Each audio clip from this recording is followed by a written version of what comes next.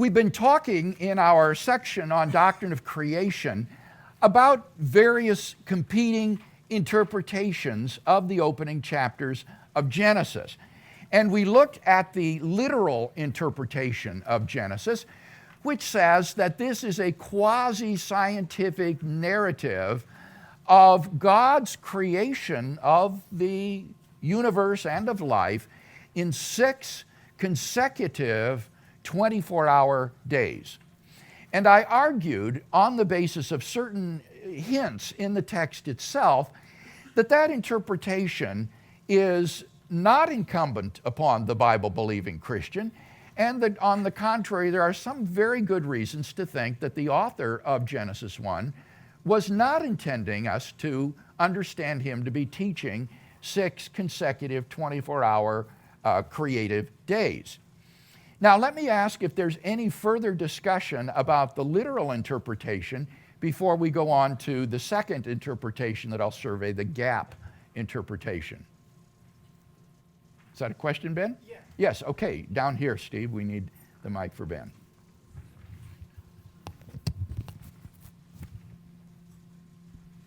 Okay, as you might know, this is like the one area out of your 3-year Sunday school curriculum that I still feel like there's more biblical and scientific evidence for young earth, but I'm not dogmatic about that at all. And I'll limit myself to one comment and one question, I promise.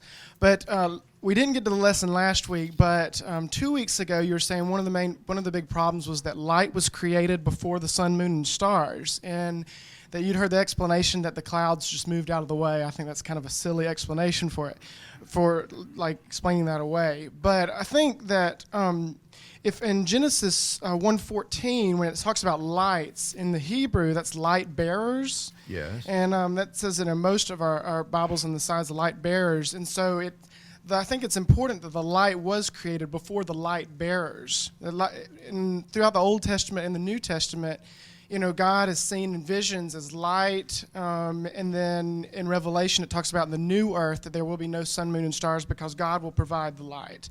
So I don't think it's a problem that the light was created before the sun, moon, and stars. And then it also says that they were created as signs of the days and years. So it seems like days and years could have existed before the sun, moon, and stars because God had already established what those were.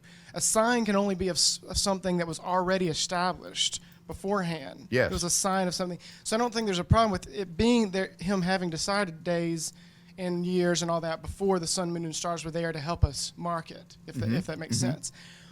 So I just want to say those quick things. And then my question was, would you agree with me that theistic evolution, which typically does not believe in a literal Adam and Eve, is not compatible with Christianity, whereas old earth creationism that typically does believe in a literal Adam and Eve is compatible with Christianity? Well, I want to hold on that question until we get to that. I think it's too early yet to ask that question, Ben. So let's hold off on the historicity of Adam and Eve. I did indicate already that I thought that the principal players in this drama are presented as historical characters.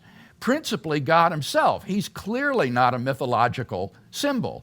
He's an actual agent who creates the world. And then, as I said, Adam and Eve, though these are symbolic of humanity, the name Adam means man, nevertheless, they seem to be historical individuals in that they are connected by genealogies and descendants to indisputably historical persons like Abraham.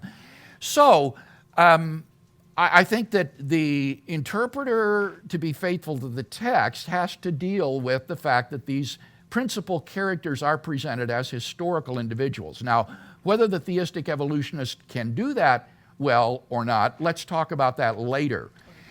With respect to the light, it wasn't so much that there's light before the sun and the moon, but that these are 24-hour days. There's evening and morning, which would imply the rotation of the earth on its axis as it orbits the sun. And so if you do say there's light prior to the creation of the sun, then that would seem to suggest that these aren't 24-hour days after all, that in fact we're not talking 24-hour periods of time. So I think that the young earth creationist who takes that route is going to have trouble then defending his view that these are literal 24-hour days, since that is set up by the sun and the moon, or the sun.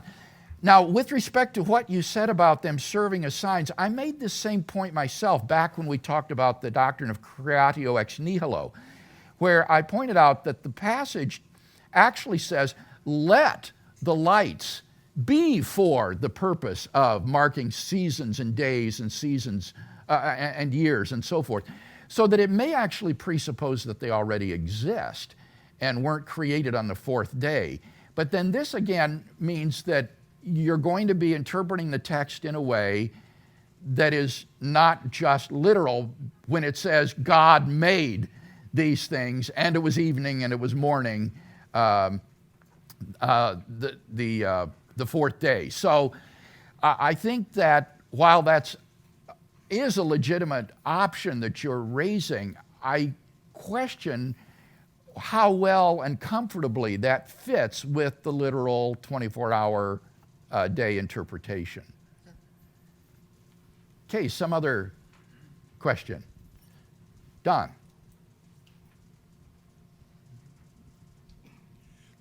I was watching a show on the Discovery Channel one night, and it was dealing with the earth and the creation and all this stuff, and they were talking about how the fossil record, they've gone into the fossil record and they've followed the fossil record back, and they hit a level, boom, and below that level there are no fossil records. And they even came up with a term for it. They coined it the Cambrian explosion. Right. Okay? My question is this: is there anything in Scripture that could indicate that the 24-hour day was the day of creation, but they were not consecutive days? That there was a period between that forms a very nice segue into the next interpretation we're going to talk about, which is the gap interpretation, and then the day gap interpretation, which is going to put gaps of time in between the creative days. So hang on to that. I'll address it in just a minute. So you knew I was going to ask that question before I did. You're just thinking the way many interpreters are, trying to think of how might we understand this text. Okay, Brad?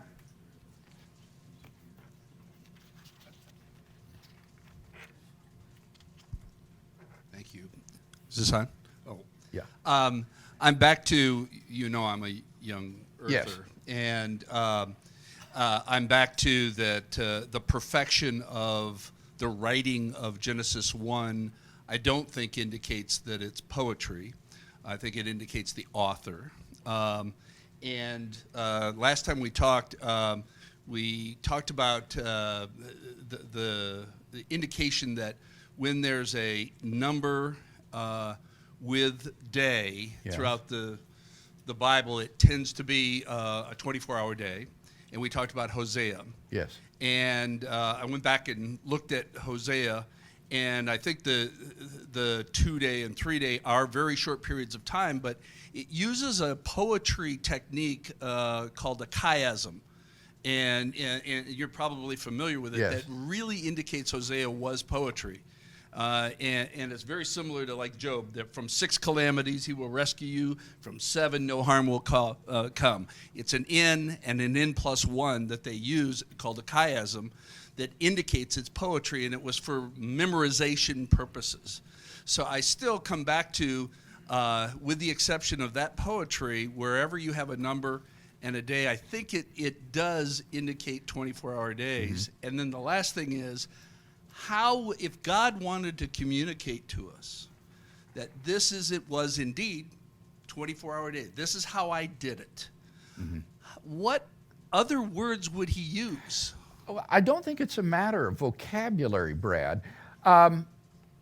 First, with regard to the structure, the chiasm that you mentioned, if you look at Genesis 1, it has all kinds of structures like this written through it. I mean, this is precisely what distinguishes this chapter as so carefully crafted.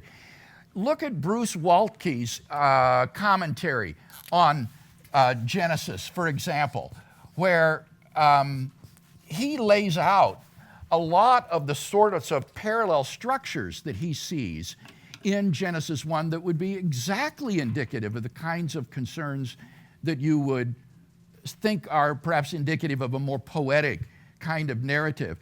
Now, as to the ordinal number indicating always a 24-hour period of time, as I said, when I dealt with this in class, that could simply be an accident of how much extant Hebrew literature we have, that you don't have very many cases where someone says the second day or the fourth day, and they're not talking about a literal 24-hour period of time. There's nothing grammatically in Hebrew that requires that when you have an ordinal number with day, that it has to be 24-hour period. And in Hosea 6:2, I think, as I said, you have an exception to that. So it could just be an accident of the extant literature that we have. And then the final point that I want to reiterate again, I don't think this even begins to address the question of whether or not a 24-hour day couldn't be used as a metaphor. I'm actually inclined to agree with you, actually, Brad, that the days in Genesis 1 are intended to be 24-hour days. But I don't think that that means that they're not metaphorical or that they have to be literal. I suspect that the use of the expression, it was evening and it was morning, is indicative that the author is using the notion of 24-hour days. And I'll say in response to the day-age interpretation, for example, that it doesn't seem like he's thinking of ages here rather than days. So I'm almost rather inclined to agree with you, but I don't think that even starts to address the question, couldn't someone use a 24-hour day as a metaphor for something else rather than literal? All right, let me take one more question from Tewan, and then we'll proceed to the next interpretation. The New Testament and Old Testament starts. Oh, wait, Tewan, I just remembered. I didn't answer Brad's last question. Okay. How might God do it? Well, he might provide a historical narrative that reads more like, say, the Chronicles, the book of Chronicles or Kings, where it clearly is just a sort of straightforward historical narrative, rather than a theologically and literary, a stylized piece of writing like Genesis 1 is, as Waltke says. This is not just a science report or a historical report like you would have, say, in the book of Kings or something of that sort. Okay, now, Tewan. Well, the Old Testament beginning and the New Testament's beginning may have some parallel where the light was created and then the governing bodies in the heaven. In New Testament, the Word was there, and then the embodiment of the Word.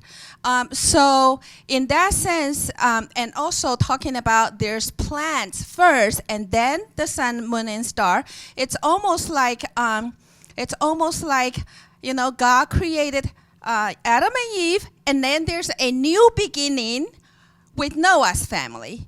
Yes. Because it's almost like there is beginning of his design, and then the sun, moon, and star kind of start kick in and take over as a new beginning.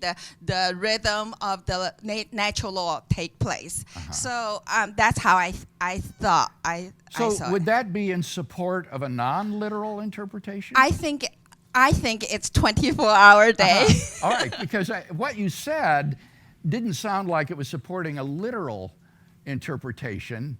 It sounded to me more like that the author was making a theological point. Because, even with chapter 5 talking about Adam was 130 years and he bore a son, but when he was born, he was not an infant. Right. So 130 years, does that add the years that before he was even existed? So God is able to do anything and then catch up with whatever. Yeah, Tewan is raising a really interesting point that is sometimes referred to as the omphalos theory, which asks the question, did Adam have a belly button? Did Adam have a navel? Because he was never born, right? He never had a placenta. So if he did, if Adam had a navel, then that meant that God created him with the appearance of age. He looked like he was 30 years old when he was only 5 seconds years old, for example.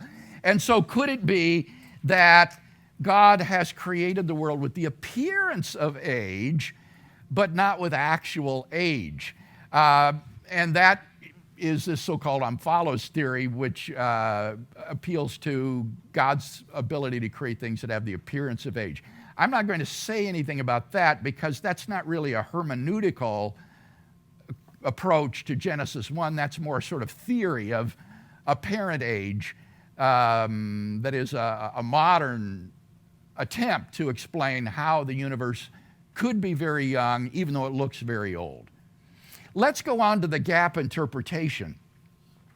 This is a view that was popularized by the old Scofield Reference Bible. It holds that there is a gap between verses 1 and 2 of Genesis chapter 1. In the beginning, God created the heavens and the earth, and then there's this huge gap of time before God begins to work upon the earth and produce life. And it holds that during this gap, that's when there was a kind of primordial world, and all of the existence, or all of the evidence of fossil life, extinct life forms, and so forth, were of an ancient world that existed prior to verse 2, and which came under God's judgment and was then destroyed. And so what's described in verse 2 forwards is God's recreation, in effect, of the world after a long gap. So this view would say that all of the evidence that we have scientifically and historically of ancient geological periods, prehistoric life, and antiquity is from that pre-gap world that was destroyed by God prior to verse 2. Now, what might we say by way of assessment of this theory? Well, I think that there could well be a gap of time between verses 1 and 2 in the first chapter. Verse 1 describes, as we've seen, God's creation of the universe as a whole. The heavens and the earth is the way the Hebrew person would describe the universe as a whole. And then in verse 2, the focus radically narrows down to God's activity upon the earth. And the earth was without form and void. And it describes how God transforms the earth from a desolate, uninhabitable waste to a place that is fit for man to live in. So that there could well be a gap between verse 1, God's creation of the world as a whole, and then his transformation of the earth into a habitable ecosystem for human life. But the idea that there was a prior life world before this one is just utterly foreign to the text. The text is describing God's initial creation of the biosphere, and on each occasion it pronounces God's work as being good. God saw that it was good. And the idea that all of this is just a repeat of something that he's done before has absolutely no warrant in the text. Remember, all of this is supposed to be pre-flood. This is not flood geology. This is prior to Noah.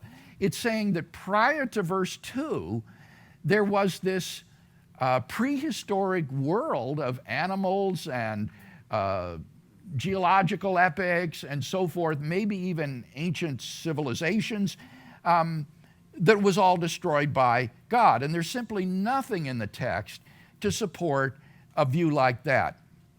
In fact, I think that this gap interpretation seems to be an example of concordism at its very worst. You remember, concordism is the hermeneutic of trying to read modern science into the text, to try to read the text in accord with modern science rather than reading it as it would have been originally understood and written.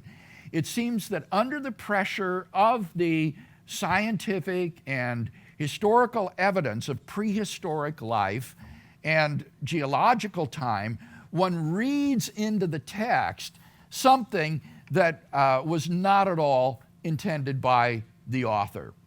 And so I find this interpretation to be hermeneutically unsupportable.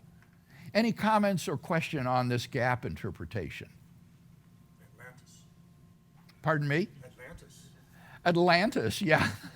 Yeah, it does make you wonder exactly who these people were and so forth. Yeah, any other comments or question on that? Yes, back here. Have you ever heard that Genesis 1 can be interpreted as at summit, God fattened? That Say again? In summit, God fattened. Like a beginning is really ancient Hebrew for in the height, God fattened. And fatten is the same root word that Eli's sons were fattened with illegally taking the fat of the lamb. Baruch. No, I'm not familiar with what you're talking about, Steve. But it would I guess this would be contrary to ex nihilo, God created. It would be saying there were previous realms and this whole universe is created after one. And that the night and day that goes would back be, to your interpretation of verse 1. And in the Right. section on creatio ex nihilo, we talked extensively about whether or not verse 1 is an absolute beginning. In the beginning, God created. Or is this a subordinate clause, meaning when God in the beginning created, the earth was without form and void and so forth. And I argued extensively that in fact what you have in verse 1 is an absolute and not a subordinate clause. It's a main clause that does affirm that God has created everything, not out of pre-existing matter or prior worlds, but that this is the absolute beginning. And then the idea that there is something in between 1 and 2 that was destroyed by God seems to me to be just completely unsupportable from the text. It's, I think, the result of trying to read science back into it. Any other comment on this view? Drew, did you have a comment? Go ahead. So I take it you're not, I guess, not as much about using the book of nature then to sort of add information to the biblical text. That is concordism. Is that your interpretation? Okay, Drew's question was, what is concordism? Is using the book of nature to illuminate the biblical text concordism? I think that the project of looking to the book of nature, as you put it, to see how it accords with Scripture, is the task of the systematic theologian, not the biblical theologian. The biblical theologian, I think, needs to look at the text and interpret it according to the genre of literature that it was, what we can determine about how the original author and his audience would have understood it, and try to understand what the text meant for him and that audience. And then the question of how does this fit into the book of nature and what science tells us about the universe we live in is a second project that will be part of systematic theology, where you try to integrate the Bible with the discoveries of modern science and history and all the rest. So right now, we're focusing just on this hermeneutical project, and we're going to talk about this other project later on, about how to look at the book of nature and see if we can make sense of things in light of it and the teaching of the biblical So text. a systematic theologian then could then hold to these views or give these interpretations. Right. Okay, That's a good point. In other words, the systematic theologian could hold to these views, but he wouldn't claim that this is what the original author meant. He would say, this is the way I'm going to reconstruct how the universe came to exist. But he wouldn't be making a hermeneutical claim that this is what the text is teaching. See, that's very different. It would be like Isaiah 7's virgin, right? It might be, in a similar way, the virgin of Isaiah 7. It seems, it seems like Matthew is being a bit concordist in his interpretation of. Well, now there you have a question of how a New Testament author interpreted an Old Testament text. That's different than what we're talking about here, where a systematic theologian reads the book of nature, right, and tries to integrate that with the biblical text to produce a biblical view of the world. And in one sense, maybe I'm being unfair to the proponents of the gap interpretation. Maybe this wasn't really offered as a hermeneutical interpretation of Genesis 1. Maybe it was what you just described, a theory about how to integrate Genesis 1 with modern science. And that's a legitimate project, so long as you're not offering it as a hermeneutical claim that this is what the original text said and meant and how it was understood. And so if it's not meant to be an interpretive affair, but the secondary project, then my objections here that it is unsupported in the text wouldn't be relevant. But my concern here is, first and foremost, how do we understand the meaning, the right interpretation of Genesis 1? And I think that this gap interpretation, frankly, is just preposterous. The idea that between 1 and 2, there was some prehistoric world that came under God's judgment and was destroyed. There's just nothing in the text to suggest that that's what the author thought. All right, next time we're going to take up the day gap interpretation, which is a slightly different sort of gap theory that puts the gaps in between the creative days. So that will be next time.